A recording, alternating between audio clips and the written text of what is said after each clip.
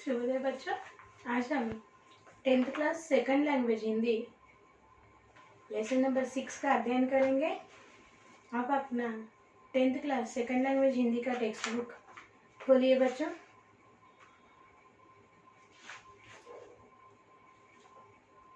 Text book page number 29 खोलिए। आपका study material class work आपके बाजू में रखिए। पढ़ते वक्त ध्यान से सुनिए बच्चों, ओके ना, इधर उधर नहीं देखना। ओके, आपका टेक्स्ट बुक पेज नंबर 29 खोलिए।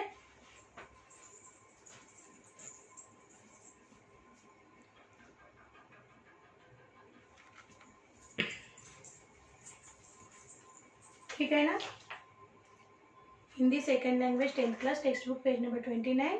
पाठ का नाम है लेसन 6, अंतरराष्ट्रीय स्तर पर हिंदी। अंतरराष्ट्रीय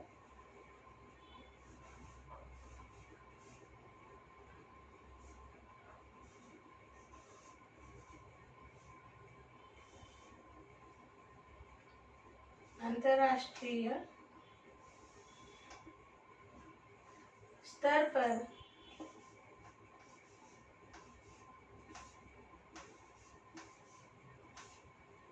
हिंदी।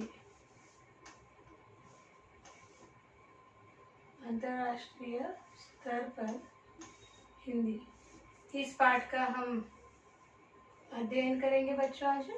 ओके, सो टेक्स्ट बुक पेज नंबर 29। उन्मुखीकरण देखिए। उन्मुखीकरण में यहाँ पर एक पैराग्राफ दिया गया है जिसको मैं पढ़ रही हूँ, आप ध्यान से सुनिए। पशु पक्षियों की भी भाषा होती है। इसका मतलब वे एक दूसरे का आशय बखूबी समझ लेते हैं।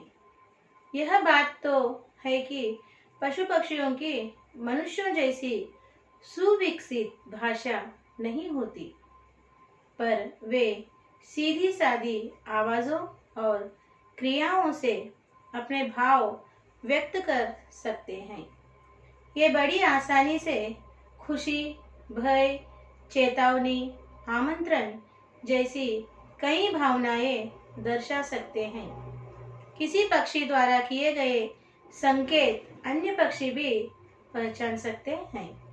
यहाँ पर पशु पक्षियों की भाषा और मनुष्यों की भाषा के बारे में इस पैराग्राफ में बताया गया है, इस अनुच्छेद में बताया गया है। पैराग्राफ यानी अनुच्छेद। पशु पक्षियों की भी भाषा होती है। इसका मतलब वे एक दूसरे का आशय खूब समझ लेते हैं। उनकी भाषा, पशु पक्षियों की यानी जानवरों की, पक्षियों की, बर्ड्स की, एनिमल्स की भी भाषा होती है। मतलब वे एक दूसरे जो आवाज निकालते हैं ना, वो आवाज जो एक्शंस वो करते हैं, वो एक जानवर दूसरे जानवर का आवाज सुनकर उसके पीछे वो क्या कहना चाह रहा है वो समझ लेता है। यानी वो जानवरों की और पक्षियों की भाषा होती है, वे उसका अर्थ समझ जाते हैं। यह बात तो है कि पशु पक्षियों की मनुष्य की जैसी सुविकसित भाषा नहीं होती। यानी मनुष्य की भाषा विकसित है, डेवलप्ड है। ऐसी डेवलप्ड सुविकसित भाषा पशु पक्षियों की, एनिमल्स और बर्ड्स की नहीं होती, पर वे सीधी सादी आवाजों और क्रियाओं से अपने भाव व्यक्त कर सकते हैं। पर वे अलग अलग तरह की आवाजें निकालकर और क्रियाएं यानी कार्य कर एक्टिविटीज कर ओके, एक्शंस कर अपने भाव, अपने विचार प्रकट करते हैं, व्यक्त करते हैं। कौन? एनिमल्स और बर्ड्स। ये बड़ी आसानी से खुशी, भय, चेतावनी, आमंत्रण जैसी कई भावनाएं दर्शा सकते हैं। ओके, और ये पशु पक्षी, ये जानवर, ये बर्ड्स अलग अलग तरह की आवाजें निकाल कर, एक्शंस कर अपने भाव व्यक्त करते हैं। जैसे कि उनके भाव खुशी के हो, भय यानी डर के हो, चेतावनी यानी सावधानी के हो, या आमंत्रण यानी इनविटेशन के हो, वो अपने अलग अलग आवाजें निकाल कर, एक्शंस कर समझाते हैं। किसी पक्षी द्वारा किए गए संकेत अन्य पक्षी की पहचान सकते हैं। ओके, किसी पक्षी द्वारा किए गए संकेत अन्य पक्षी भी पहचान सकते हैं। अब एक कौवा है, कौवा कुछ आवाज निकाल रहा है और कौ कौ कौ कर लेते हैं, ऐसा उड़ रहा है, तो दूसरे कौवे भी उसकी वह आवाज समझते हैं कि वो कौवा क्या कहना चाह रहा है, वो समझ जाते हैं। यानी एक पक्षी दूसरे पक्षी की भाषा यानी वो आवाज समझकर उसका अर्थ समझ लेता है। उसी तरह एक जानवर दूसरे जानवर की आवाज सुनकर उसका अर्थ समझ लेता है। ये जानवरों और पशु पक्षियों की भाषा होती है। ओके ना। यहाँ पर आपको 3 प्रश्न पूछे गए हैं। देखिए, आवाज का पर्याय क्या है? किसी प्राणी की अनोखी विशेषता बताइए। इस गद्यांश के लिए उचित शीर्षक दीजिए। तो अभी आपका स्टडी मटेरियल खोलिए, हम स्टडी मटेरियल में से इसके प्रश्न पढ़ेंगे।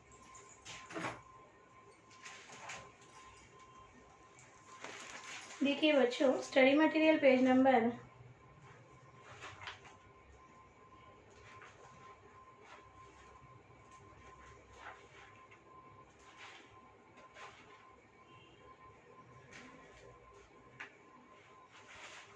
'देखिए, आवाज का पर्याय क्या है? यह प्रश्न है, उसका उत्तर इस तरह लिखिए। बोल, ध्वनि, पुकार। आवाज का पर्याय है बोल, ध्वनि या पुकार। ये आवाज के पर्याय है। इस तरह से आपको आंसर लिखना है। किसी प्राणी की अनोखी विशेषता बताइए। किसी प्राणी की अनोखी विशेषता बताइए यानी किसी एनिमल की स्पेशलिटी बताइए, बल्कि कहा है यहाँ पर। तो उत्तर आपको इस तरह लिखना है। हर प्राणी की अपनी अपनी विशेषता होती है।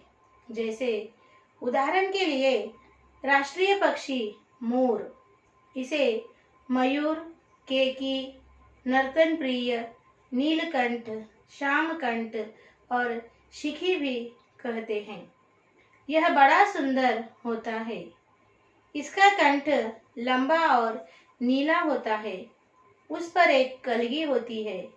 इसके पंख लंबे और रंगीले होते हैं। इन पर सुंदर चंद्रिकाएं होती हैं। इन पंखों से लोग पंखे, मुकुट, अलंकारिक सामग्री आदि बनाते हैं। बच्चे पंखों को पुस्तकों में सुरक्षित रखते हैं। मोर पेड़ पर रहते हैं। घेरे इनकी भाषा मधुर होती है। बादलों से घेरे आसमान को देखकर मोर अपने पंख फैलाकर नाचने लगते हैं। ये सब मोर की अनोखी विशेषताएं हैं। यहाँ पर मोर के बारे में बताया गया है बच्चों, जो हमारा राष्ट्रीय पक्षी है। ओके, इसे क्या क्या कहकर बुलाते हैं? मोर के अन्य नाम देखिए। इसे मयूर कहते हैं, केकी कहते हैं, नर्तन प्रिय कहते हैं, नीलकंठ कहते हैं और श्यामकंठ भी कहते हैं और शिखी भी कहते हैं। ये मोर के पर्यायी नाम हैं। यह बड़ा सुंदर होता है। मोर बड़ा सुंदर होता है ना। इसका कंठ लंबा होता है। इसका कंठ यानी गला लंबा होता है, लॉन्ग होता है और नीला होता है, ब्लू कलर का होता है। नीला यानी उस पर एक कलगी होती है। ओके, उस पर यहाँ पर एक कलगी होती है। ओके, देखिए इस तरह होता है मोर का कंठ, लंबा होता है। ओके,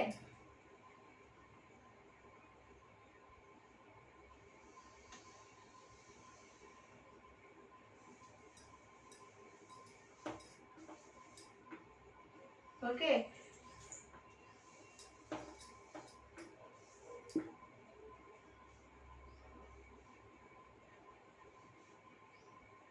उस पर एक इस तरह से कलगी होती है। ओके, और इसका कंठ देखिए लंबा है, किस तरह लंबा है कंठ। ओके, और जब बादल आते हैं तो मोर अपने पंख इस तरह से फैलाकर नृत्य करने लगता है।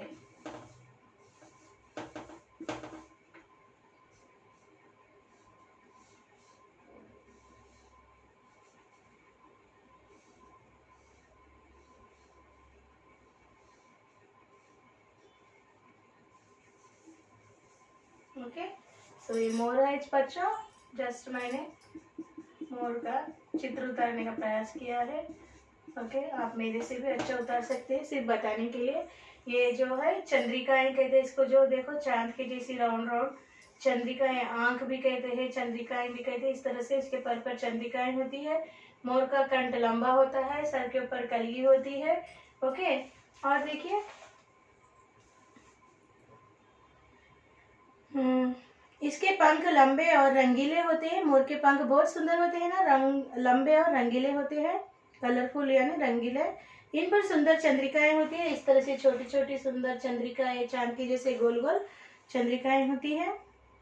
इन पंखों से लोग पंखे, इस मोर के पंखों से लोग क्या क्या बनाते हैं? पंखे, फैंस, मुकुट। फैन यानी वो ऊपर घूमने वाला फैन नहीं, ऐसा दरगाहों में रहता है देखो, ऐसा ओके, आशीर्वाद देने के लिए। ओके, उस तरह से। ओके, पंखा, मुकुट यानी किरीटम, अलंकारिक सामग्री यानी ऑर्नामेंट्स भी बनाते हैं। बच्चे मोर के पंखों को पुस्तकों में यानी किताबों में छुपा कर रखते हैं। और मोर जो है, ये मोर पक्षी पेड़ पर रहता है बच्चों। ओके, और जब आसमान में बादल आते हैं, उन बादलों को देखकर ये मोर पंख फैलाकर नाचने लगता है। ओके, ये सब मोर की अनोखी विशेषता है, ये मोर की स्पेशलिटी है बच्चों। एक बार आप ध्यान से पढ़िए।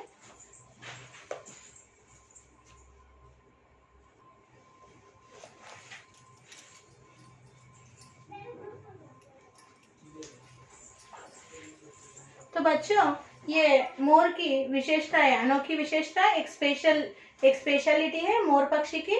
और यहाँ पर देखिए अभी क्वेश्चन 3 देखिए, इस गद्यांश के लिए उचित शीर्षक दीजिए। यानी यहाँ पर जो अनुच्छेद यानी गद्यांश दिया है, उसके लिए आपको एक उचित शीर्षक यानी नाम देने के लिए कहा गया है।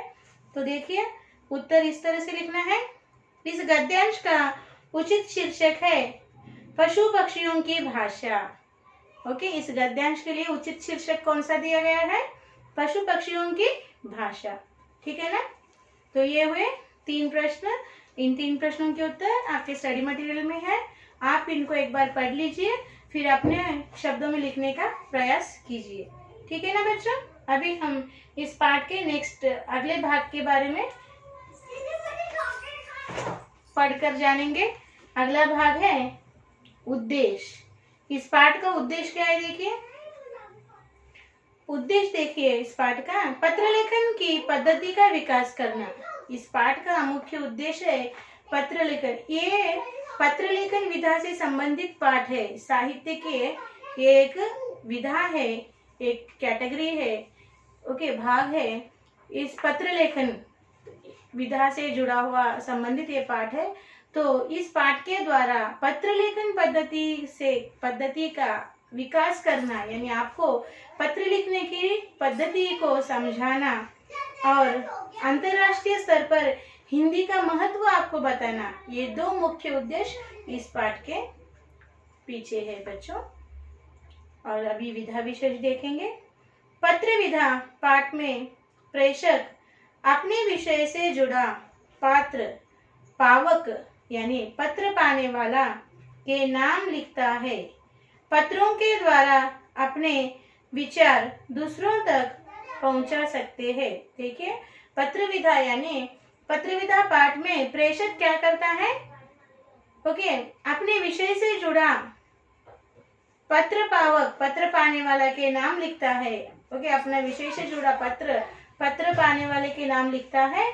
पत्रों के द्वारा अपने विचार दूसरों तक पहुंचता है। हम क्या करते, पत्र लिखने वाला क्या करता है? अपने जो विचार है, अपने जो समाचार है, पत्र लिखकर दूसरे जिसको पहुंचाना चाहता है उसको पहुंचा देता है। ओके, यह विधा विशेष है, ये पत्र लेखन विधा से जुड़ा हुआ पाठ है बच्चों। यहाँ पर फिर से आपको छात्रों के लिए सूचनाएं पता है आपको क्या क्या है? ओके, हर पाठ में दिए हुए है। इस पाठ में दिया हुआ विषय प्रवेश आपको पढ़ने के लिए कहा है, पाठ को पढ़ने के लिए कहा है। जो शब्द आपको समझ में ना आते हो उनके नीचे रेखा खींचकर रेखांकित करने के लिए कहा है। और जो शब्द आपने रेखांकित किए हैं उन शब्दों के अर्थ आपको डिक्शनरी में यानी शब्दकोश में ढूंढने के लिए कहा है। और या तो सहपाठी यानी आपके क्लासमेट से उसकी चर्चा करने के लिए कहा गया है। और फिर भी आपको उन प्रश्नों के अर्थ समझ में ना आते हो तो आपको आपके अध्यापकों से संपर्क करना है। ठीक है ना बच्चों? तो आपको ये करना होगा। देखिए रीडिंग इज इम्पोर्टेंट, मैं भी वही बोल रही हूँ आपको। पाठ को पढ़ने की आदत डालिए, पढ़ने से अपनी विचार शक्ति का विकास होता है बच्चों। पढ़ोगे ना? यस। देखिए यह एक पत्र विधा से जुड़ा हुआ पाठ है। ओके, इसका विषय प्रवेश पढ़ेंगे पहले। हिंदी एक ऐसी भाषा है जो भारतीयों की सांसों में बसी है। यह सबकी संस्कृति, सभ्यता व गरिमा का प्रतीक है। गांधी जी ने अपना जीवन देश की स्वतंत्रता के साथ साथ हिंदी की सेवा में समर्पित कर दिया था। अब हिंदी न केवल भारत की बल्कि विश्व की भाषा बन चुकी है। संसार के विविध क्षेत्रों में हिंदी करोड़ों लोगों की जीविका बन चुकी है। देखिए बच्चों, हिंदी एक ऐसी भाषा है जो भारतीयों के सांसों में बसी है, यानी भारतीयों की सांस है, प्राण है। सांस का मतलब क्या है? प्राण। ये सांस न चले तो आदमी के जीवित होने का लक्षण क्या है? ये ब्रीथिंग, ये सांस। अगर सांस ही ना हो तो मनुष्य निर्जीव माना जाएगा।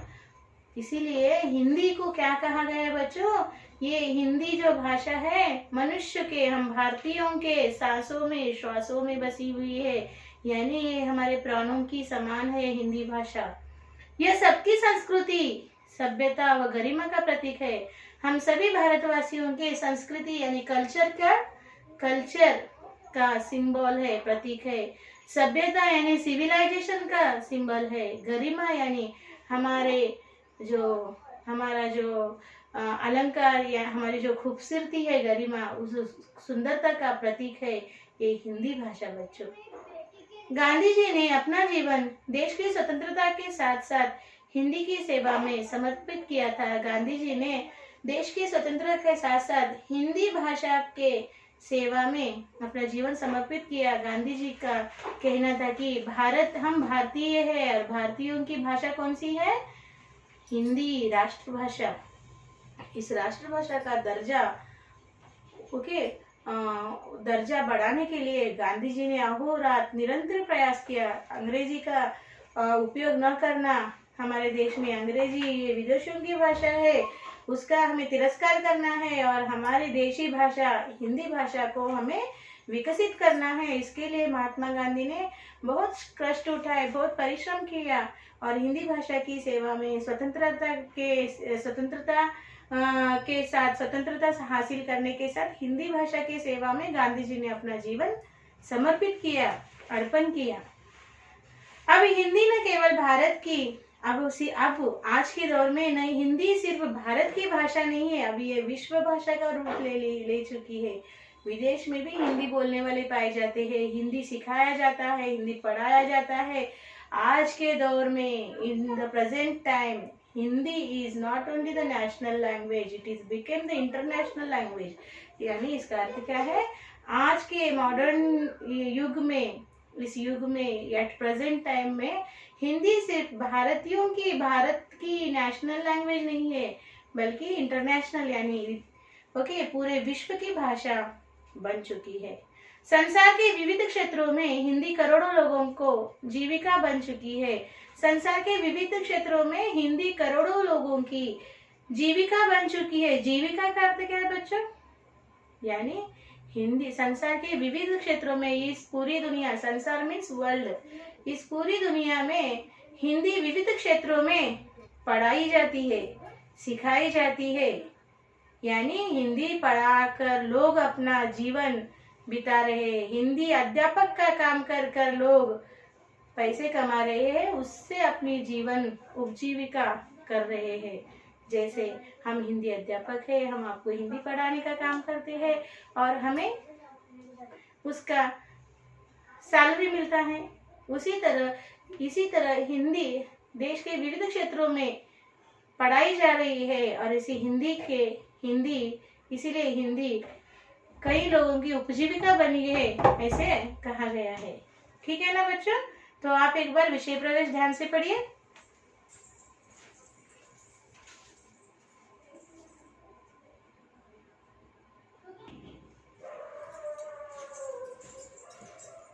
तो ये था विषय प्रवेश बच्चों। अब देखिए आपके पाठ में टेक्स्ट बुक पेज नंबर 30 देखिए बच्चों, यहाँ पर ये एक पत्र विधा से जुड़ा हुआ पाठ है। देखिए यहाँ पर हैदराबाद यानी स्थान का नाम लिखा हुआ है और पत्र देखो ओके, प्रिय मित्र ऐसे शब्दों से संबोधित करके लिखा जाता है पत्र। ओके ना। अब इस पत्र का पढ़कर हम अर्थ समझेंगे। ओके ना। हैदराबाद 8/9/2014।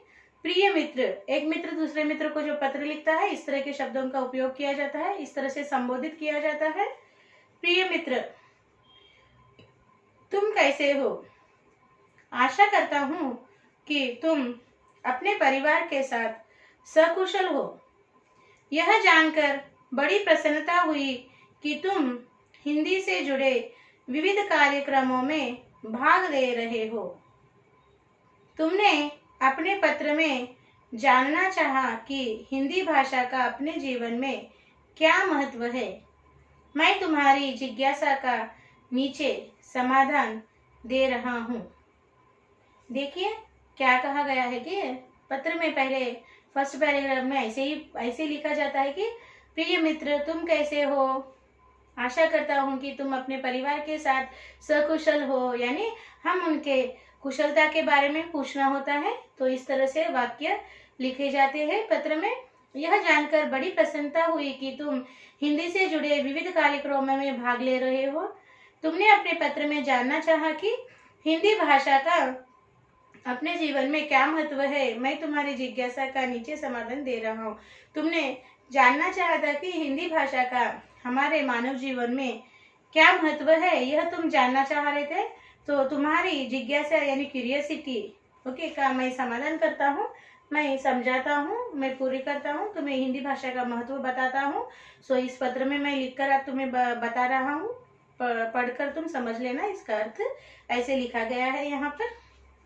भारतीय स्वतंत्रता संग्राम में देश को एकता के सूत्र में बांधने के लिए एक भाषा की आवश्यकता हुई। यह काम हिंदी से ही साध्य हो सका। आज हमें एक से अधिक भाषाएं सीखना जरूरी है, जिनमें हिंदी और अंग्रेजी का स्थान महत्वपूर्ण है। हिंदी से हम सारे भारत की पहचान अच्छी तरह से कर सकते हैं। भारत के अलग अलग प्रांतों में अलग अलग भाषाएं बोली जाती हैं। हमें भारत के सभी प्रांतों से जुड़ने के लिए एक भाषा की आवश्यकता होती है, जिसे सारे भारत के वासी जानते हैं। वैसी भाषा ही हिंदी है, जो सारे भारतीयों को एकता के सूत्र में बांधती है।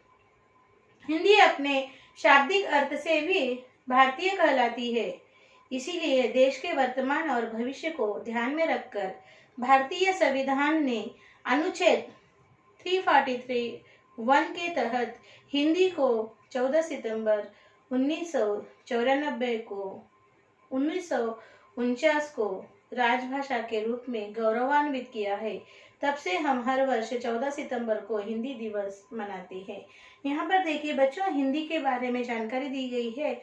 भारतीय स्वतंत्रता संग्राम में देश को एकता के सूत्र में बांधने के लिए हिंदी एक भाषा की आवश्यकता हुई। यानी भारत का जो स्वतंत्रता संग्राम हुआ, जो बड़ा संग्राम ब्रिटिशों को हमारे देश से निकालने के लिए, उस संग्राम में भारतवासियों को एकता के यूनिटी के एक सूत्र में बांधने के लिए हिंदी ही एक भाषा थी। इस हिंदी भाषा ने ही सभी भारतीयों को एकता के एक सूत्र में बांधा रखा। क्योंकि बच्चों आप जानते हो, हमारे भारत में विविध भाषाएं, विविध जाति धर्म के लोग रहते हैं जो विविध भाषाएं बोलते हैं, उनकी मातृभाषा विविध है। सो इन सभी विविध जाति धर्मों के लोगों को एक सूत्र में, एकता के सूत्र में बांधे रखने का कार्य सिर्फ हिंदी भाषा ने किया। तो हिंदी हमारे एकता का प्रतीक है ना। तो हिंदी हमारे एकता का प्रतीक बनी, हम भारतवासियों के एकता का प्रतीक है। आज हमें अनेक भाषाओं को सीखना पड़ रहा है, जिसमें हिंदी और अंग्रेजी दोनों भी महत्वपूर्ण है, इम्पोर्टेंस है। हिंदी से हम सारे भारत की पहचान अच्छी तरह से कर सकते हैं। बच्चों, अगर आपको हिंदी अच्छी आती हो तो आप भारत के किसी प्रांत में भी जाकर आ सकते हो, रह सकते हो, अपने भावों का, विचारों का आदान प्रदान कर सकते हो। क्योंकि हमारे भारत में विविध प्रांतों में विविध जाति धर्म के लोग रहते हैं और विविध प्रांतों की मदर टंग यानी मातृभाषा अलग है। ऐसे प्रांतों में अगर आप जाओगे और वहाँ की मातृभाषा मदर टंग अगर आपको ना भी आती हो और आपको हिंदी अच्छी बोलनी आती हो, लिखनी आती हो, तो आप अपने आचार विचारों का प्रदान उन लोगों से कर सकते हो और वहाँ पर आप रह सकते हो। हमें भारत के सभी प्रांतों से जुड़ने के लिए एक ही भाषा की आवश्यकता होती है जिसे सारे भारत के वासी जानते हैं। वैसी ही भाषा हिंदी है जो सारे भारतीयों को एकता के सूत्र में बांधती है। हिंदी अपने शाब्दिक अर्थ से भी भारतीय कहलाती है। हमारे भारत का और एक नाम क्या है? हिंदुस्तान। यानी हिंदी शाब्दिक रूप से भी भारतीय कहलाती है ना? हिंदुस्तान यानी हिंदी। ओके, तो इस तरह से शाब्दिक रूप से भी हिंदी भारतीय भाषा कहलाती है। इसलिए वर्तमान और भविष्य को ध्यान में रखकर, आज का वर्तमान और भविष्य आने वाले कल को ध्यान में रखकर, हमारे भारतीय सरकार ने भारतीय संविधान में भारतीय संविधान के कई अनुच्छेद है, उसमें अनुच्छेद 343(1) में हिंदी को 14 सितंबर 1949 को राजभाषा के रूप में गौरवान्वित किया। 14 सितंबर के दिन को हिंदी को राजभाषा मान्य किया गया हमारे भारतीय राज्यघटना में, संविधान में। ओके, और तब से आज तक हम 14 सितंबर को हिंदी दिवस के नाम से मनाते हैं। समझ में आ गया बच्चों? तो आज हम यही रुकेंगे। इस पाठ का शेष भाग हम अगले सेशन में जानेंगे। ओके, तो आज हमारा साक्षी इस तरह होगा बच्चों। ओके,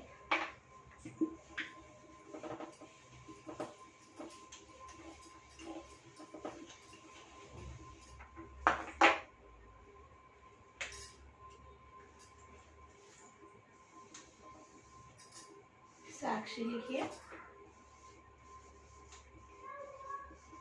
साक्षी सब्जेक्ट लिखिए हिंदी,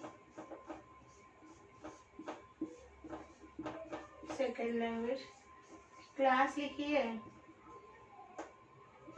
10th और HW लिखिए learn and right question and answers from text book page number 29 from textbook page number 29 in classwork as a homework one time here PS and TS। ठीक है बच्चा, जो आपके टेक्स्ट बुक पेज नंबर 29 पर जो 3 question answer दिए हैं अनुच्छेद के नीचे, उन प्रश्नोत्तरों को आपको क्लास वर्क में लिखना है, होमवर्क समझकर एक टाइम लिखना है। और यह होमवर्क लिखकर आपको अपने स्कूल के मेल ID को भिजवाना है जो आपको दिया हुआ है, पता है ना? तो आशा करती हूँ आप समय में होमवर्क लिखकर भिजवाएंगे और सुंदर हस्ताक्षर में लिखिए।